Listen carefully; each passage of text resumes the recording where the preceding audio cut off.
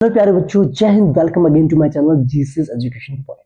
देखिए बच्चे, इस वीडियो में मैं आपको जो है क्लास 10 के चैप्टर नंबर जो 13 हमारा है आवर एनवायरनमेंट के नोट्स को मैं यहाँ पर एक्सप्लेन करने जा रहा हूँ। हैंड रिटन नोट्स जो मैंने आपको प्रोवाइड किए हैं, अगर आपने बेटा वो उनकी पीडीएफ डाउनलोड नहीं करी है तो उसको जाकर के डाउनलोड कर सकते हैं। लिंक मैं आपको डिस्क्रिप्शन प्रोवाइड कर दूंगा उस वीडियो की, जिसमें मैंने सभी चैप्टर्स के नोट्स प्रोवाइड किए हुए हैं।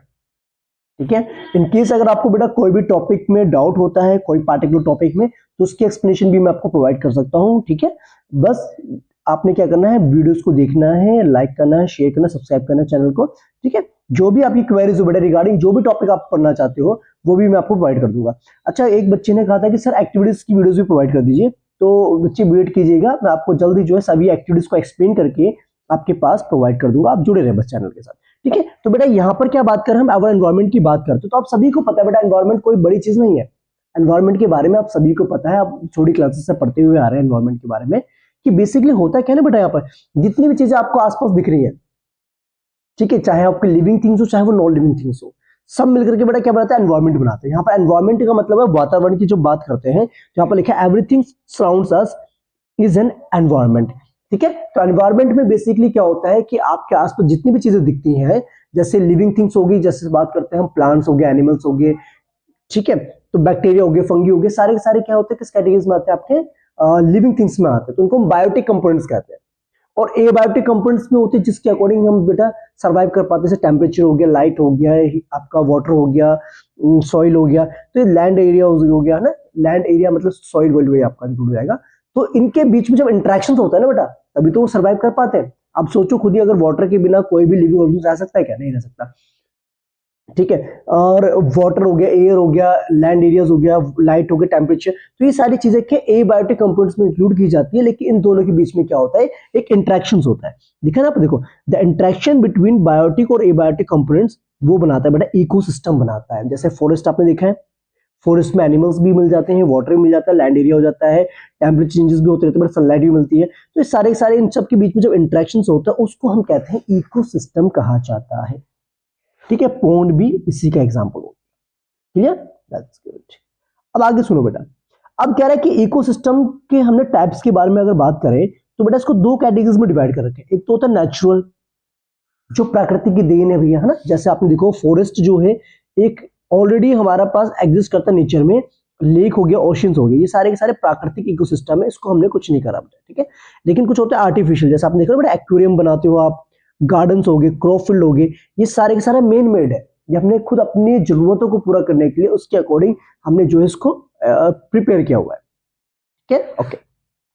अब बच्चे आपने एक चीज देखी थी, बायोटिक कंपोनेंट्स में आप बात कर रहे थे, लिविंग ऑर्गेन्स की बात कर रहे थे, उसमें भी बेटा क्या है ना, उसकी भी अलग अलग कैटेगरीज हमारे पास है यहाँ पर, लिविंग ऑर्गेन्स यानी कि बायोटिक कंपोनेंट्स की भी।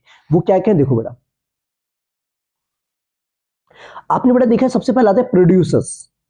ये फिल्म प्रोड्यूसर्स की बात नहीं कर रहा मैं आपको, यहाँ पर हम वो प्रोड्यूसर्स की बात कर रहे हैं, जैसे कि आपको गया जितने भी ग्रीन प्लांट्स आपके, और ब्लू ग्रीन एल्गी हो गया, they can produce their own food by using photosynthesis, उसे हम कहते हैं प्रोड्यूसर्स कहते हैं। समझो बात बेटा, कुछ प्लांट्स हो गए आपके मोस्टली, और जो ब्लू ग्रीन एल्गी जो होती है वो अपना खाना खुद प्रिपेयर करते हैं, जिनको हम ऑटोट्रॉप्स भी बोलते हैं ना, आपने पढ़ा होगा लाइफ प्रोसेस वाले चैप्टर में। तो ये क्या करते हैं, अपना फूड प्रिपेयर करते हैं by the process of photosynthesis. तो सबसे पहले बेटा ये क्या होता है, प्रोड्यूसर्स होती है, ये प्रोड्यूस करते हैं, देन आगे जनरेशन में ये जाते हैं, आज की जो अलग अलग लेवल्स होते हैं ना आपके, उसमें प्रोवाइड किया जाता है। दूसरे आते हैं बेटा कंज्यूमर्स। कंज्यूमर जैसे जितने भी एनिमल्स आपके, including all animals which depends on producers directly और इनडायरेक्टली फॉर देयर फूड। क्या करते हैं, हम अपने फूड के लिए डायरेक्टली या तो हम प्रोड्यूसर पर डिपेंड होते हैं या इनडायरेक्टली डिपेंड होते हैं। ठीक है, एक होता है डिकम्पोजर्स बेटा, डिकम्पोजर्स वो होते हैं जैसे बैक्टीरिया हो गया, फंगी हो गया, ये क्या है, डेड प्लांट्स और एनिमल्स को क्या करते हैं, डिकम्पोज कर देते हैं। होते नहीं कुछ प्लांट्स अगर मतलब डेड हो गए या एनिमल्स डेड हो गए, तो क्या करते हैं, माइक्रोब्स अगर उसको डिकम्पोज करके, डिकम्पोज मींस होता है उसको ब्रेक डाउन करके सॉइल में कन्वर्ट कर देते हैं। ओके, तो ये चीज आपने ध्यान रखनी है। तो बेटा बायोटिक कंपोनेंट्स को हमने तीन कैटेगरीज में डिवाइड कर रखा है। एक होते हैं प्रोड्यूसर्स, जो अपना खाना खुद बनाते हैं, जिन पे मोस्टली जो एनिमल्स डिपेंडेंट होते हैं, ठीक है, डायरेक्टली भी डिपेंड होता है, इनडायरेक्टली भी डिपेंड, उन्हें कंज्यूमर्स कहा जाता है ना। और डिकम्पोजर्स होता है जो उनको क्या करता है, डिकम्पोज कर देता है, चाहे वो डेड प्लांट्स डेड एनिमल्स वगैरह हो। बोला क्या गया बेटा, कंज्यूमर्स को भी हमने फर्दर अलग अलग कैटेगरीज में हमने इसको डिवाइड कर रखा है। ठीक है, कंज्यूमर्स को भी हमने क्या कर रखा है, अलग अलग कैटेगरीज में डिवाइड कर। देखो आपने सुना होगा बेटा हर्बीवोर्स के बारे में, सुना आपने, जो सिर्फ प्लांट्स पे डिपेंड होते हैं, दे ईट ओनली प्लांट्स, लाइक आपका गोट हो गया, डियर हो गया, है ना, तो काफी एग्जांपल्स आप दे सकते हैं। कार्निवोर्स वो होते हैं which depends on the flash, flash means होता है जो मांस वगैरह होता है, ठीक है, जैसे टाइगर्स क्रोकोडाइल ये क्या करते हैं ना, एनिमल्स पे डिपेंड होते हैं, उनको एनिमल्स को ही खाते हैं। ऑमनिवोर्स जो प्लांट्स और एनिमल्स दोनों को खाते हैं, ठीक है, जैसे ह्यूमन बींग्स हो गए बेटा, ह्यूमन बींग्स क्या करते हैं, एनिमल्स पे डिपेंडेंट होते हैं और प्लांट्स पे डिपेंडेंट होते हैं। और एक होता है बेटा पैरासाइट्स। पैरासाइट्स क्या करते हैं, they live on the body of the host and take food from it, मतलब जहां ये रहते हैं ना बेटा, जिस बॉडी में रहते हैं वहीं से फूड को इनटेक करते हैं। जैसे लाइस हो गया, ठीक है, लाइस मींस आपने देखा जुए वगैरह जो होते हैं, कसकटा प्लांट हो गया आपका एक, ठीक, और एक आपने सुना होगा बेटा लीचेस की बात करें, लीच हो गया, टिक टिक्स हो गए, ये सारे सारे बेटा ऐसे ऑर्गेनिजम्स हैं जो जहां रहते हैं वहीं से फूड को इनटेक करते हैं, ठीक है, lives on the body of the host and take food from it, ठीक है। तो ये अलग अलग कैटेगरीज है किसकी बेटा, कंज्यूमर्स की, कि किस तरीके से वो फूड को इनटेक करते हैं डायरेक्टली, ठीक है। अच्छा, अब ये बेटा आपने देखिए बेटा, अब आपने एक चीज सुनी होगी ना फूड चेन के बारे में। फूड चेन का मतलब क्या होता है, it is a series of organisms in which one organism eats another organism as a food. इसमें होता है कि बेटा नहीं, ये ऑर्गेनिज्म की एक सीरीज होती है जिसमें एक ऑर्गेनिज्म जो दूसरे ऑर्गेनिज्म को क्या करता है, खाता है। फॉर एग्जांपल जैसे आपको पता है घास कौन खाता है, जैसे घास डियर खाता है, हिरन खाता है, और हिरन को लायन खाता है, ठीक है। तो इसी तरीके से बेटा क्या है, हम सारे के सारे जो एक दूसरे पर डिपेंडेंट है ना, है कि नहीं बेटा। अब यहाँ पर ये भी लिख सकते हैं बेटा, जो घास को ग्रास ऊपर खाता है, ग्रास ऊपर को फिर आपका क्या कहते हैं फ्रॉग खाता है, और फ्रॉग को क्या कहते हैं स्नैक खाता है, स्नैक को फिर ईगल खाता है। तो इस तरीके से भी आप फूड चेन को प्रिपेयर कर सकते हैं, ठीक है। ओके, देखिए आप लिखे हुए in a food chain various steps where transfer of energy takes place called trophical level, trophic level. देखो होता है क्या ना बेटा, यहाँ पर एनर्जी लेवल्स भी होते हैं फूड चेन में, एनर्जी लेवल्स भी होते हैं ना, क्योंकि आपको पता है एक कंज्यूमर्स ने अगर दूसरे को प्रोड्यूसर को खाया है, फिर उसके बाद उसने खाया नेक्स्ट वाले के, तो इस तरीके से एक लेवल बनता है बेटा यहाँ पर आपका, कि जैसे आपका प्रोड्यूसर, फिर प्राइमरी कंज्यूमर्स, फिर सेकेंडरी कंज्यूमर्स, फिर आपके आते हैं टर्शरी कंज्यूमर्स। तो इस तरीके से बेटा जो लेवल्स बनते हैं ना, ये एनर्जी लेवल्स, ठीक है, उन्हीं को हम कहते हैं ट्रॉफिक लेवल्स कहा जाता है, ठीक है। जैसे कि यहाँ पर देखो बेटा बताएगा आपका, ये टॉपिक बड़ा इंपॉर्टेंट है, इसको ध्यान समझना। Flow of energy between trophic levels. देखो होता है क्या है, flow of energy in a food chain is unidirectional. आपको पता है एनर्जी का जो ट्रांसमिशन होता है वो यूनिडायरेक्शनल होती है, यानी कि एक ही डायरेक्शन में जो है एनर्जी का ट्रांसफर होता है। ग्रीन प्लांट्स पता है क्या करते हैं बेटा, green plants capture 1% of the sunlight and convert it into food energy. जितने भी ग्रीन प्लांट्स आपके हैं वो क्या करते हैं, सनलाइट की एनर्जी को कंज्यूम करते हैं और वहां से अपना फूड प्रिपेयर करते हैं। सिर्फ बेटा वो सन के कितना परसेंट करते हैं, ओनली 1% एनर्जी को ही वो क्या करते हैं, एब्जॉर्ब करते हैं या यूटिलाइज करते हैं। और बाकी उसके बाद जब उनका फूड प्रिपेयर हो जाता है ना बेटा, फिर उसका लगता है 10% जो एनर्जी प्लांट्स ने प्रोड्यूस मतलब कि कंज्यूम की है किससे, सन से, ठीक है। उसके बाद जो एनर्जी उन्होंने प्रोड्यूस की है उसका 10% ही जो है नेक्स्ट लेवल पे जाता है, बाकी जो 90% वो कंज्यूम कर लेते हैं, ठीक है। देखो ना 10% लो, ये इंपॉर्टेंट है बेटा। Only 10% of the energy is transferred to the next trophic level. The remaining 90% of the energy lost as a heat to the environment. ठीक है, होता क्या है, सिर्फ 10% एनर्जी ही जो है नेक्स्ट लेवल पर ट्रांसमिशन होती है, बाकी जो है 90% एनर्जी जो हीट की फॉर्म में एनवायरमेंट में रिलीज हो जाती है, ये लॉस्ट हो जाती है, ठीक है। That is called the 10%। कुछ अमाउंट में एनर्जी आपको पता है डाइजेशन में जो यूज होती है, कुछ काम करने में यूज होती है, और बाकी जो बची है वो ग्रोथ और रिप्रोडक्शन में यूज हो जाती है। तो इसलिए जो बची हुई कुछ जो 10% एनर्जी होती है वही अगले लेवल पे जाती है। जैसे फॉर एग्जांपल ये हमारे पास ट्रॉफिक लेवल है, जैसे प्रोड्यूसर हो गए, primary consumers, secondary consumer, tertiary consumers हो गए।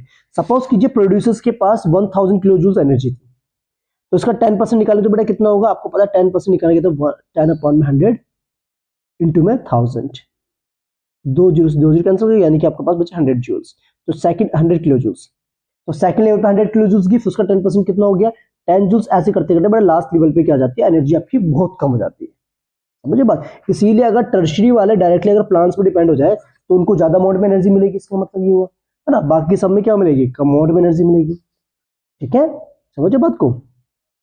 हाँ, तो यही चीज होती है बेटा कि हर एक लेवल पे क्या होता है, एनर्जी का अमाउंट जो 10% ही जाता है, बाकी वो 90% एनर्जी डाइजेशन में, वर्क करने में, और एक तरीके से रिप्रोडक्शन करने में, और जो उनकी ग्रोथ में यूज हो जाती है, ठीक है। Okay, that's good. इसे कहते हैं बेटा 10% लो, हम कहते हैं। अच्छा, अब बच्चे यहां पर एक टॉपिक आता है आपका बायोलॉजिकल मैग्निफिकेशन। क्या था बेटा, बायोलॉजिकल मैग्निफिकेशन टॉपिक आपका है। ये क्या कहता है, the concentration of the harmful chemicals increases with every next trophic levels in a food chain. This is called biological magnification. Actually में होता है क्या बेटा, जैसे जैसे आपका एनर्जी लेवल बढ़ता जाता है, ट्रॉफिकल लेवल्स बढ़ते जाते हैं, तो वैसे वैसे उनके अंदर जो कंसंट्रेशन है केमिकल्स की वो बढ़ती जाए। कैसे, सपोज कीजिए यहाँ पर प्लांट्स है बेटा, प्लांट्स को ग्रो करने के लिए हमने फर्टिलाइजर्स यानी केमिकल्स का यूज किया। अब वो केमिकल्स कहाँ गए, प्लांट्स ने एब्जॉर्व कर लिए। अब प्लांट्स ने जब एब्जॉर्व कर लिए तो जो नेक्स्ट लेवल पे जब जाएगा बेटा, जैसे सपोज कीजिए इसको किसी एनिमल ने इनटेक कर ले, खा लिया, तो क्या होगा, उसके अंदर जो है केमिकल्स का कंसंट्रेशन बढ़ जाएगा। ठीक है, ऐसे करते करते क्या होगा, जो टॉप लेवल पे जो होते हैं, जैसे जैसे क्या लिखा हो यहाँ पर, maximum concentration of such chemicals get accumulated in human bodies as human occupy the top level of any food chain. ठीक है, सबसे ऊपर लेवल पे कौन आता है बड़ा, ह्यूमन बींग आते हैं। तो ह्यूमन बींग जो है बाकी एनिमल्स को भी ईट करता है, प्लांट्स को भी ईट करता है। ठीक है, तो इसीलिए उसके अंदर केमिकल्स का जो अमाउंट होगा यानी कंसंट्रेशन होगी वो that will be high. That process known as biological magnification, जिसमें क्या होता है, कंसंट्रेशन जो है केमिकल्स की वो एक लेवल टू दूसरे लेवल पे बढ़ती ही जा रही है, कम नहीं हो रही है। ठीक है, समझ में आ गया कुछ? अच्छा, जैसे बट आपने फूड चेन पढ़ा था, वैसी क्या होती है, फूड वेव होती है। ठीक है, फूड चेन में क्या था आपको पता है, सीरीज ऑफ आपके जो ऑर्गेनिज्म होते हैं जो एक दूसरे पर डिपेंडेंट होते हैं ना, और एक ही डायरेक्शन में चलता है। तो इसमें क्या होता है बेटा, इसमें ना बहुत सारी चेन्स को अगर हम इंटरकनेक्ट कर देंगे तो बन जाता है फूड वेव बन जाता है। फॉर एग्जांपल प्लांट बेटा क्या होता है, प्लांट्स को रैबिट भी खाता है और रैबिट को ईगल इंटेक कर लेते हैं बेटा। ठीक है, और प्लांट को बेटा माइस भी खाता है और माइस को ईगल ले जाता है। ठीक है, सेम बेटा ग्रास ऑपर्स प्लांट को खाते हैं, प्लांट ग्रास ऑपर को फ्रॉग खाता है, फ्रॉग को स्नेक, स्नेक को फ्री ईगल खाता है। तो ये जो मैकेनिज्म आपको दिख रहा है ना बेटा, जिसको कहते हैं फूड वेव कहते हैं, एक तरीके से जाला टाइप का बन रहा है यहाँ पर, समझे बात? तो ये चीज होता है। ओके, अब आते हैं बेटा another important topic, that is ozone layer. Ozone layer आप सभी ने पढ़ा है, आपको पता भी होगा, ये एक protective blanket around the earth which observes most of the harmful ultraviolet radiations of the sunlight. ठीक है, एक्चुअली में होता है क्या ना, ये बेटा क्या है, आपके अर्थ के सबसे ऊपर लेयर पे, स्ट्रेटोस्फीयर पे, ठीक है, सबसे ऊपर जो लेयर है स्ट्रेटोस्फीयर, वहां पर प्रेजेंट होती है, और ये कहते हैं प्रोटेक्टिव ब्लैंकेट यानी प्रोटेक्टिव लेयर बना देती है अर्थ के चारों तरफ, जिससे क्या होता है, मोस्ट ऑफ द जो हार्मफुल अल्ट्रावायलेट रेडिएशन है वो एब्जॉर्ब कर लेता है सनलाइट की। ओके, जिससे क्या होता है कि बहुत सारे जो ऑर्गेनिज्म हमारे हैं उनको स्किन कैंसर, कैटरेक्ट की problem, destruction of planets, plants, destruction of plants, sorry plants जो है वो नहीं होता है। समझे बात? और जो अल्ट्रावायलेट रेडिएशंस होती है उससे स्किन कैंसर होने के चांसेस बढ़ जाते हैं, कैटरेक्ट होने के यानी कि मोतियाबिंद, और प्लांट्स बेटा डिस्ट्रॉय होने के चांसेस बढ़ जाते हैं। इसीलिए ओजोन लेयर क्या करती है, हमारे अल्ट्रावायलेट रेडिएशंस को अर्थ के अंदर आने से प्रोटेक्ट करती है, सो दैट किसी भी ऑर्गेनिज्म के ऊपर अल्ट्रावायलेट रेडिएशंस ना पड़े। ठीक है, ये एक तरीके से बेटा ना स्ट्रेटोस्फीयर में प्रेजेंट होती है, और ये अगर ग्राउंड लेवल पे हो तो ये एक तरीके से पॉइजनस गैस है। ठीक है, तो ये चीज आपने ध्यान रखनी है। और यही जो है ना बेटा आपका अल्ट्रावायलेट रेडिएशंस, यही रिस्पॉन्सिबल होती है आपकी ओजोन गैस को बनाने में भी। ठीक है, कैसे देखो आगे बताते हैं आपको। अब कह रहा बेटा कि जो ओजोन हमारा है, ओजोन का जो मॉलिक्यूल बना कैसे, आपको पता है ओजोन का जो मॉलिक्यूल होता है वो होता है O3 होता है। ठीक है, देखा ना आपका, the high energy UV radiations break down O2 molecules into free oxygen. होता क्या है कि जो अल्ट्रावायलेट रेडिएशंस होती है वो हाई एनर्जेटिक होती है, वो करते हैं ऑक्सीजन के मॉलिक्यूल को ब्रेक करती है, और ब्रेक करके बन जाते हैं वो एटम्स। ठीक है, अब वही एटम्स क्या करते हैं बेटा, ऑक्सीजन गैस के साथ कंबाइन करता है, बना देता है O3 बना देता है। यानी कि अगर इसका फॉर्मूला बनाना चाहते हो बड़ा इस तरीके से बनता है आपका ये स्ट्रक्चर्स का, कि एक के साथ तो बड़ा कोऑर्डिनेट बॉन्ड बनाता है और एक के साथ ये डबल बॉन्ड बनाता है।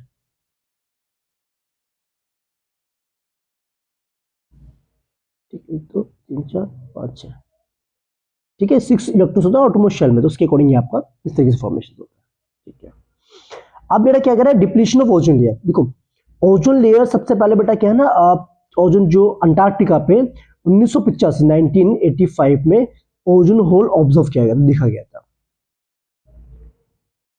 ठीक है, और इसके कारण क्या थे बेटा, कारण ये था सबसे पहली बात कि या तो हम सिंथेटिक केमिकल ज्यादा यूज करते हैं, क्लोरोफ्लोरोकार्बन्स हो गया, जो कि ज्यादातर रेफ्रिजरेटर्स, एसीज और फायर एक्सटिंग्विशर में यूज किया जाता था, ये एरोसोल स्प्रेज वगैरह में। अब क्या हुआ उसके बाद बेटा, यूनेप यानी कि United Nations environmental program succeed in forging an agreement to stop CFC production 1986। तो हुआ क्या 1986 में यूनाइटेड नेशंस एनवायरमेंटल जो प्रोग्राम हुआ उसमें बेटा उन्होंने एक एग्रीमेंट करवाया कि भाई इसके प्रोडक्शन को क्या कर दो, आप रोक दो, बंद करो सभी कंट्रीज में। उसको बोला गया था कि क्योटो प्रोटोकॉल कहा जाता है, क्योटो प्रोटोकॉल। ठीक है, ये आपको पता होना चाहिए बेटा, बस बेसिक चीज है। अच्छा, अब बात ये आती है बेटा जो डिस्पोजल्स आपके हैं, यानी कि जो वेस्ट है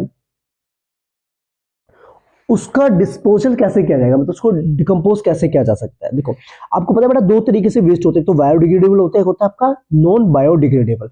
बायोडिग्रेडेबल का मतलब जो बायोलॉजिकली डिग्रेड हो जाए, मतलब कि जो माइक्रोऑर्गेनिज्म्स के द्वारा डिकम्पोज हो जाते हैं उन्हें बायोडिग्रेडेबल कहते हैं, जो नहीं होते उनको नॉन बायोडिग्रेडेबल कहते हैं। बस सिंपल सी बात है। देखो substances which can be decomposed by the action of microorganisms are called biodegradable waste। जैसे हो गए फ्रूट वेजिटेबल्स के छिलके हो गए, कॉटन हो गया, जूट हो गया, डंग हो गया, यानी कि गाय का गोबर ओबर जो होता है ना आपका, एनिमल्स जो वेस्ट होता है या ह्यूमन वेस्ट होता है, पेपर एक्सेट्रा। तो ये सारे के सारे क्या बायोडिग्रेडेबल वेस्ट है, बिकॉज में माइक्रोऑर्गेनिज्म्स जाकर के अटैक करते हैं और उनको डिकम्पोज करके सॉइल में कन्वर्ट कर देते हैं। ठीक है, ओके। दूसरे होते हैं बेटा नॉन बायोडिग्रेडेबल, जो सब्सटेंस माइक्रोब्स के द्वारा अटैक नहीं किया जा सकते, जैसे कि आपको पता plastic, polythene, metals, radioactive waste, pesticides etcetera. Okay, ये वैसे की वैसे जो है सॉइल में प्रेजेंट रहते हैं, वैसे वैसे एनवायरमेंट में प्रेजेंट रहते हैं, तो ये क्या होता है जल्दी से डिकम्पोज नहीं हो पाते, मतलब कि माइक्रोब्स को अटैक नहीं कर पाते, इसलिए कहते हैं इनको हम नॉन बायोडिग्रेडेबल वेस्ट कहा जाता है। गुड। अभी कह रहे हैं कि किस तरीके से हम अपने जो वेस्ट को डिस्पोज कर सकते हैं, मतलब कि डिकम्पोज कर सकते हैं ताकि एनवायरनमेंट में ज्यादा पॉल्यूशन ना हो। बट एक तो होता है आपका बायोगैस प्लांट, आपने सुना होगा, जिसमें हम क्या करते हैं बायोडिग्रेडेबल वेस्ट जो होता है आपका, उनमें से हम गैस बनाते हैं, ठीक है, या फिर खाद बनाते हैं। जैसे आपने देखो जो हमारा किचन का वेस्ट है हमारा, जैसे छिलके विलके हो गए, गाय का गोबर हो गया, सबको हम क्या करते हैं टैंक में फिल कर देते हैं, और टैंक में फिल करने के बाद वहां पर बेटा क्या होता है कि उसमें से गैस प्रोड्यूस होती है, ठीक है, और उसको हम एज क्या करते हैं फ्यूल की तरह यूज करते हैं, और बाकी जो वेस्टेज होता है उसको हम मैन्यूर की तरह हम यूज कर सकते हैं। ठीक होता है बड़ा सीवेज ट्रीटमेंट प्लांट, ये कहता है the drain water can be cleaned in sewage treatment plant before adding into the reverse. होता है क्या ना बेटा, जो जितना भी गंदा पानी होता है उसको पहले क्या ट्रीटमेंट किया जाता है उसका, उसके बाद उसको नदियों में छोड़ा जाता है। तीसरा कर सकते हैं बेटा प्रोसेस लैंड फिलिंग्स का।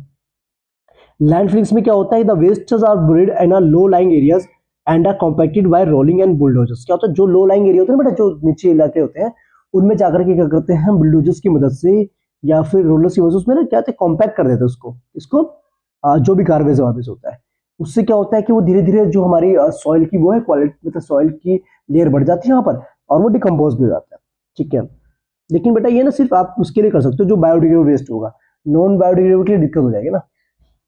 अच्छा, composting, organic waste are filled in a compost pit and covered with a layer of soil after about 3 months garbage changes to manure। तो होता है कि बेटा जितना भी ऑर्गेनिक वेस्ट यानी कि जो बायोडिग्रेडेबल वेस्ट हमारा होता है उसको एक गड्ढे में गाड़ देते हैं और उसके ऊपर मिट्टी से कवर कर देते हैं।